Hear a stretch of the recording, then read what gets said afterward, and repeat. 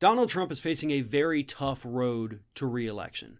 Not only are his talking points not resonating with the public, but he also has to contend with a pandemic, a slumping economy, all things that happened under his watch, massive civil unrest in certain areas of the country. So yeah, things kind of stacked against him. But there's another thing that's also stacked against him, and this is something that his base has not forgotten, and that is immigration. I mean, the guy came into office promising to do something, anything, about immigration so that you didn't have to walk around seeing those people from South America and Central America in your neighborhoods. You know, it was the very racist dog whistle, sometimes a lot louder than a dog whistle, but that's what he was doing, that's what he was saying. And his base ate it up. The Ann Coulter portion of the Republican base loved it. And they've been, on his butt for quite a while now because he hasn't done any of the things he promised to do about immigration. Oh, sure, he's treating them, basically like they're in concentration camps down there on the border, but he's not stopping them from coming over, which is what he promised to do. He's going to build the wall. He was going to start deporting people. So now, in an effort, with a month to go before the election, he is having Chad Wolf, acting director of the Department of Homeland Security, start more ICE raids. So throughout the month of October, what we're going to see is ICE performing countless raids in sanctuary cities. And this is all 100% a campaign tactic. This is not because these people pose any threat. It is not because they're doing something illegal other than being here, which is a misdemeanor. But he's doing this, and he's doing it in sanctuary cities so that he can drum up his base and say, look at this. We just went into this sanctuary city. We found 500 illegal immigrants in this Democrat-run city. And I'm sending them back. They were taking your benefits. They were taking your health care and your Social Security. Those are things he'll say. It's not true, but he'll say them. And that's a way, his last final push to get people to support his reelection. And it's at the expense of these human beings who are not here committing crimes. They are here trying to just make a better life for themselves. They're not living off the system. They can't live off the system. They're just trying to get by. Like millions and millions of Americans are also trying to do.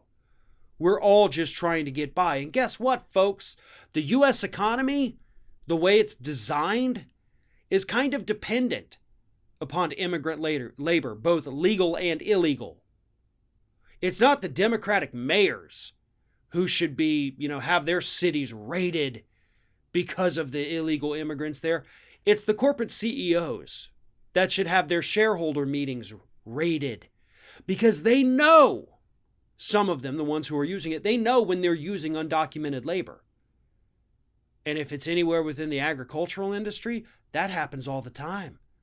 You've got your multi-million-dollar CEOs driving around in their fancy cars, living in their mansions, knowing that they have hired undocumented laborers, and they're just waiting for ICE to come in and raid them. And ICE will take all the undocumented people away.